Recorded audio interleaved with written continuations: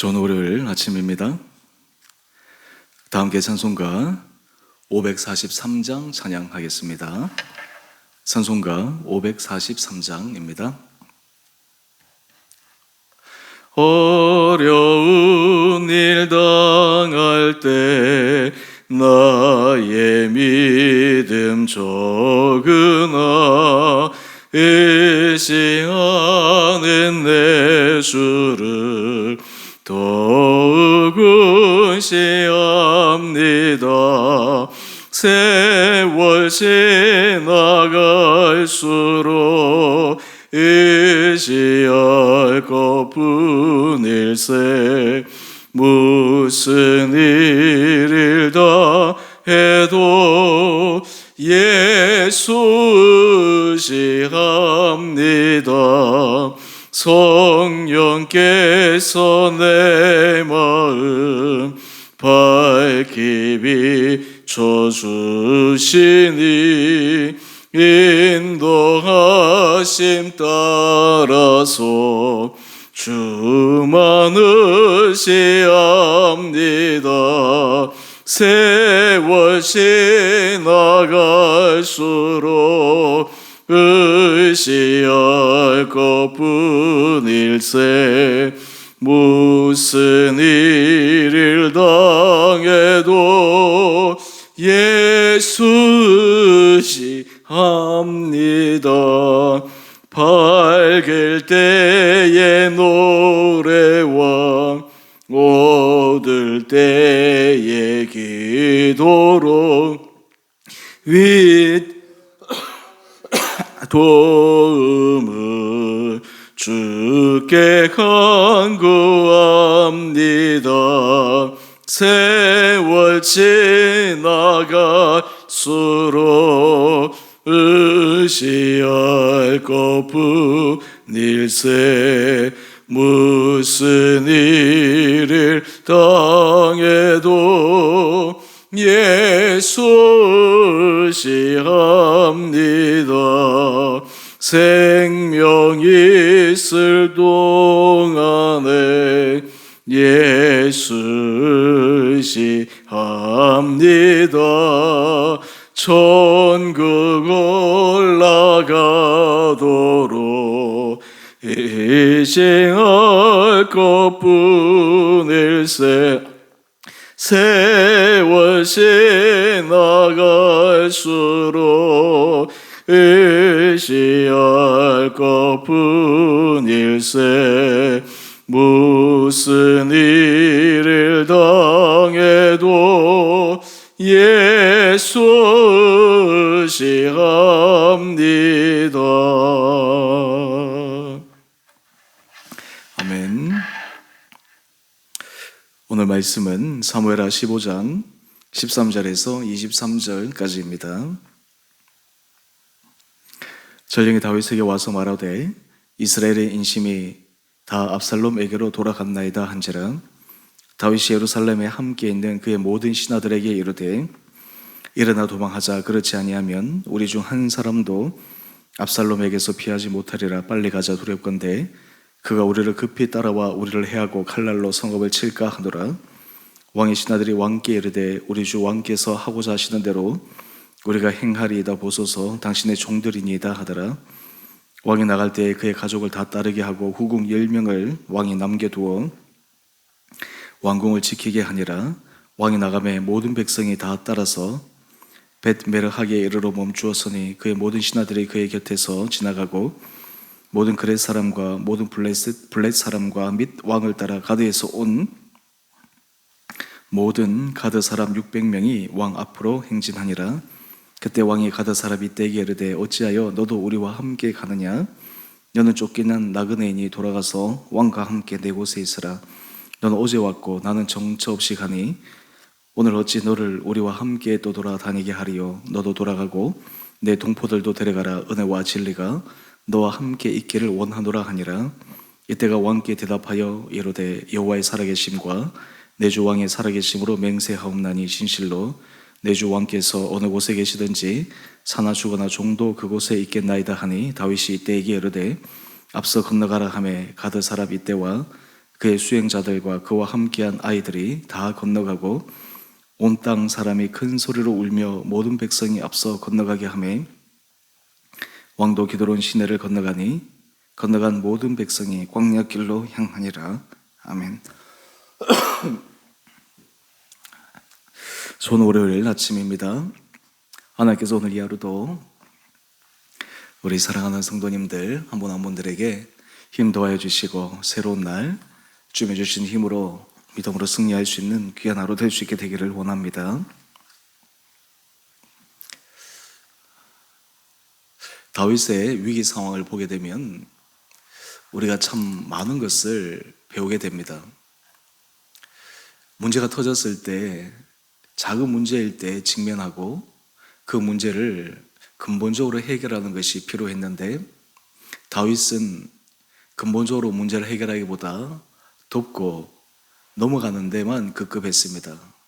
그냥 덮어버리면 문제가 해결될 줄 알았습니다. 무시하면 문제가 다시 발생하지 않으리라 생각을 했습니다.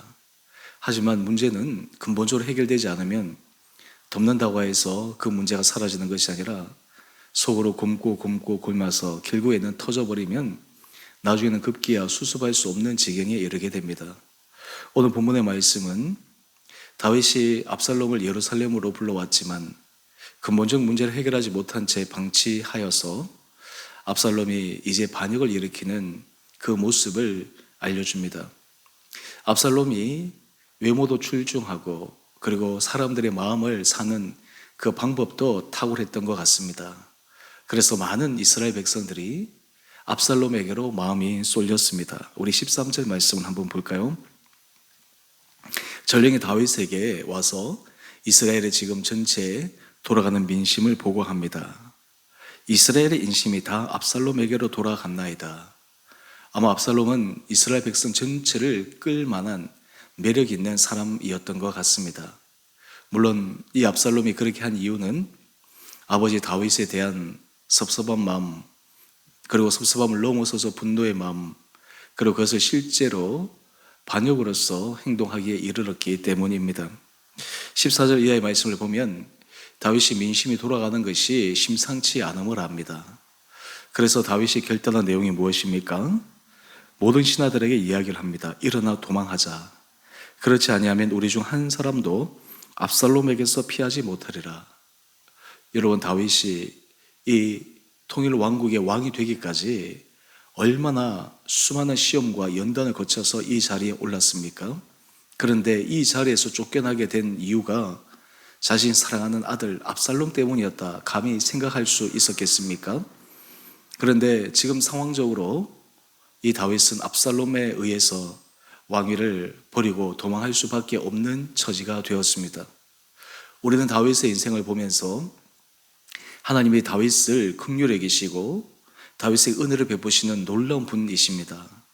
그럼에도 불구하고 이 다윗이 실수했을 때 하나님이 다윗을 다루시는 모습은 굉장히 엄중하심을 알고 있습니다. 다윗에게 이전의 고난보다 더 큰, 정말 일생일대 큰 고난이 그의 앞에 찾아오고 있었습니다.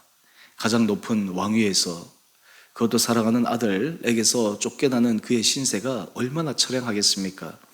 높은 자리에서 떨어질 때 그 아픔이 얼마나 더 크겠습니까? 그런데 하나님은 왜 다윗에게 이러한 수치와 부끄러움으로 그를 어려움으로 다루실까요?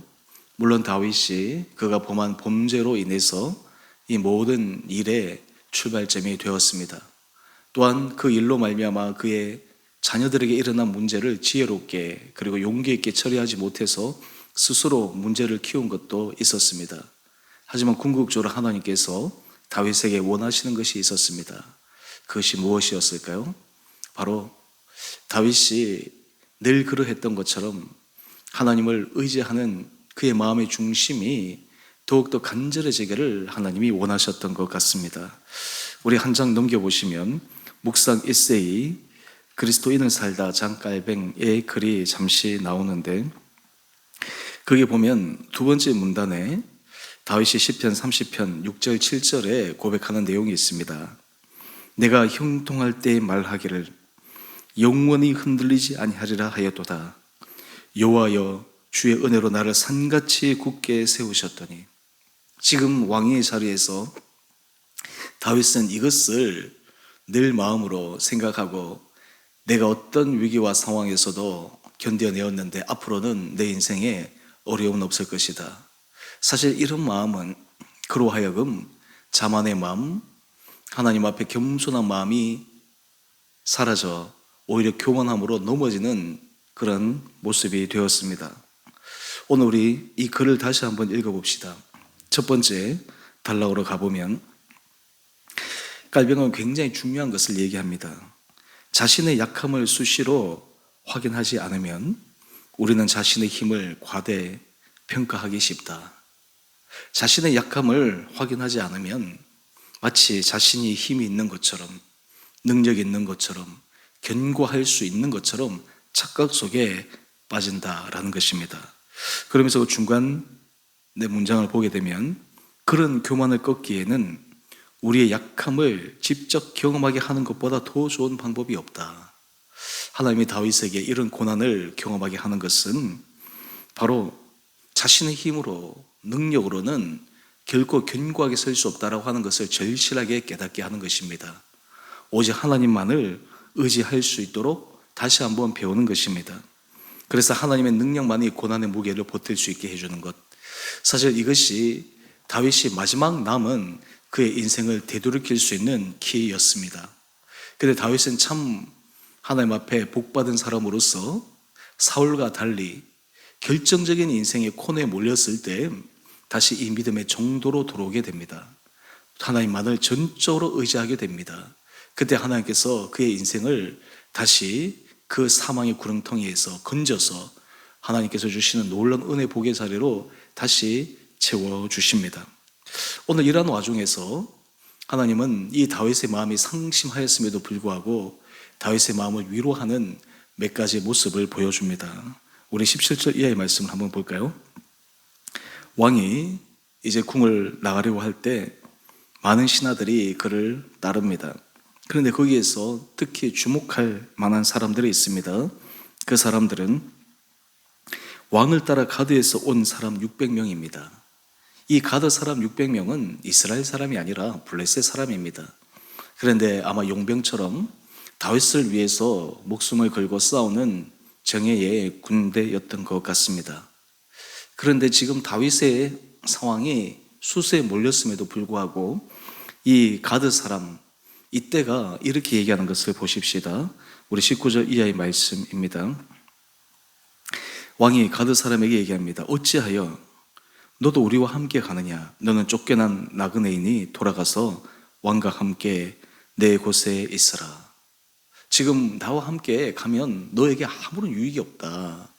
그저 나는 왕의 자리에서 쫓겨나서 앞으로 험한 그러한 고난의 길만 내 앞에 있을 뿐이다. 나와 함께 가봤자 아무런 떨어질 대가가 없다. 그런데도 불구하고 우리 21절 말씀을 한번 볼까요? 이때가 왕께 이렇게 얘기합니다. 여호와의 살아계심과 내 주 왕의 살아계심으로 맹세하옵나니 진실로 내 주 왕께서 어느 곳에 계시든지 사나 죽으나 종도 그곳에 있겠나이다. 너무나 충실한, 그리고 신실한 이러한 표현을 우리는 확인할 수가 있습니다. 그것도 이스라엘 사람이 아닌 이때 가드 사람 이때, 여러분이 이때를 통해서 하나님은 지금 다윗이 비록 왕의 자리에 쫓겨났지만 또한 다윗을 위로하는 한 모습이 바로 이때를 통해서 일어난 것이 아닌가 생각해 봅니다. 이때라는 사람을 생각해 보면 우리는 어떤 사람이 나에게 진실한 사람인가 우리가 종종 질문할 때가 있습니다. 그런데 그것을 정확하게 알 때가 있습니다. 바로 인생의 가장 큰 위기 상황입니다. 어려운 상황입니다. 사실 좋을 때는 정말 진실한 친구, 신실한 친구를 분간하기가 쉽지가 않죠. 왜냐하면 많은 사람들이 그의 주변에 몰려 있으니까. 그런데 정말 위기 상황이 되면 진실한 친구를 가릴 수 있습니다.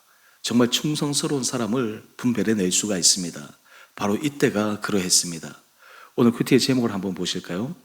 위기를 당한 지도자에게 변함없이 충성하는 사람. 이때가 바로 그러한 사람이었습니다.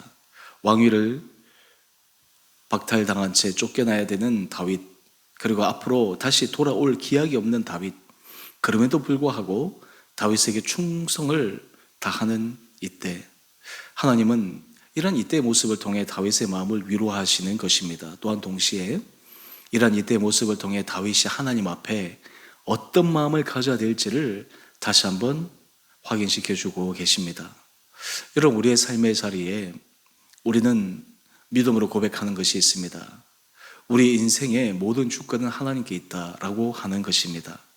주권이 하나님께 있기에 우리는 인생의 어려운 고비, 힘든 순간마다 주님 앞에 나아갑니다. 주님께서 우리의 삶의 주권자이심을 고백합니다. 그리고 겸손히 우리의 모든 것을 내려놓습니다. 그때 하나님은 역사하십니다. 바라기는 우리 사랑하는 성도님들에게 하나님께서 이런 믿음의 은혜 허락하여 주시기를 원합니다. 때로 우리 인생이 형통하고 복이 넘쳐 정말 기쁨이 가득한 삶도 참으로 축복된 삶이지만, 때로 고난을 통해 우리의 삶이 주님 외에는 내가 의지할 사람이 아무도 없습니다. 주님만이 내가 의지할 유일한 분이십니다 라고 하는 것을 절실하게 고백하게 하는 그 고난의 때, 사실 그 고난의 때가 어쩌면 우리의 믿음을 더 정결하게 하는 것이요, 우리 믿음을 더 확고하게 붙드는 시간이 아닌가 생각해 봅니다. 오늘 이 아침 하나님 앞에 우리 마음을 온전히 올려드리기를 원합니다. 주님이 내 인생의 주권자이십니다. 주님이 내 인생의 온전한 인도자이십니다. 나의 여러 고난과 고통과 아픔을 통해 내가 내 인생을 컨트롤할 수 없고, 내가 내 인생을 인도할 수 없고, 오직 주님만이 내 인생의 인도자 되심을 고백합니다. 그런 놀라운 믿음의 고백이 우리 온 성도님들의 심령 가운데 있게 되기를 원합니다. 또한 그 믿음의 길을 걸어가려고 할 때 하나님께서 생각지도 않은 믿음의 친구들, 믿음의 동력자들을 붙여주실 것입니다. 오늘 이때처럼 위기 상황 가운데 진실한 사람들을 하나님께서 허락하여 주실 것입니다. 그래야 그 위기 상황이 오히려 정말 하나님의 준비된 크신 은혜를 경험하는 복된 시간이 될 수 있으리라 믿습니다. 오늘 이 아침 하나님께서 우리 사랑하는 성도님 한 분 한 분들에게 이런 은혜를 도와여 주셔서 때로 우리의 삶의 어려움이나 힘듦, 고난, 이것이 우리의 삶을 위축시키는 것이 아니라 오히려 그때 더욱더 주님을 의지하고 신뢰함으로, 주님을 의지할 때 주님께서 준비하고 예비하고 계신 놀라운 구원의 은혜 손길을 더 깊게 경험하는 귀한 우리 성도님 한 분 한 분들 되시기를 주님의 이름으로 축원드립니다. 함께 기도하겠습니다. 사랑의 주님, 우리는 정말 늘 교만한 마음이 우리 마음속에 사라지지 않아 조금만 평안하면, 조금만 잘 되면 마치 우리가 잘해서 우리가 능력이 있어서 되는 것처럼 착각 속에 빠짐을 주님 앞에 고백합니다. 오늘 다윗이 그의 아들에 의해 그 왕의 자리를 내려놓고 도망하게 되는 상황을 보며 인생의 위기 가운데 오직 의지할 분은 하나님 한 분밖에 없음을 다시 한번 묵상합니다. 우리에게 이런 믿음 허락하여 주시고 주님만을 바라보며 주님만을 의지하며 믿음 가운데서는 우리 온 성도들 되게 하여 주옵소서. 또한 주님, 고난 가운데 우리에게 신실한 사람들을 붙여주시고 정말 주님께서 함께 믿음의 길을 걸어갈 동력자들을 옆에 세우시사 우리의 심령에 위로가 있게 하여 주시고, 그를 통해 어떠한 가운데서도 흔들리지 않고 견고한 믿음의 길을 걸어가게 하여 주시옵소서.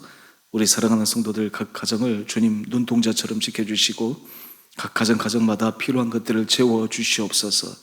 특별히 우리 온 성도들 영육간에 강건케 하여 주시고 은혜 부어주시고, 특별히 몸이 연약한 자를 긍휼히 여겨 주셔서 주님의 놀라운 기적의 치료의 역사가 일어나게 하여 주시옵소서. 사망 권세를 이기신 부활하신 예수 그리스도의 은혜 능력이 우리 성도들의 삶 가운데 실질적으로 일어나게 하여 주시옵시고, 때로 건강의 문제로, 때로 하나님 사업의 문제로, 관계의 문제로, 자녀의 문제로 주님 앞에 부르짖을 때 주님께서 그 기도를 외면하지 않으시고 응답하여 주시고 더 좋은 길로 허락하여 주시는 놀라운 축복을 경험케 하여 주시옵소서. 오늘 우리 한나라로 삼 우리 온 성도들의 삶을 주님께서 붙들어 주시고 우리를 강건케 하여 주시기를 우리 사랑하신 예수님 이름으로 감사 기도 드리옵나이다. 아멘. 하늘에 계신 우리 아버지, 아버지의 이름을 거룩하게 하시며 아버지 나라가 오게 하시며 아버지의 뜻이 하늘에서와 같이 땅에서도 이루어지게 하소서. 오늘 우리에게 일용할 양식을 주시고 우리가 우리에게 잘못한 사람을 용서하여 준 것 같이 우리 죄를 용서하여 주시고 우리를 시험에 빠지지 않게 하시고 악에서 구하소서. 나라와 권능과 영광이 영원히 아버지의 것입니다. 아멘. 오늘도 믿음으로 승리하시는 복된 하루 되시기를 바랍니다.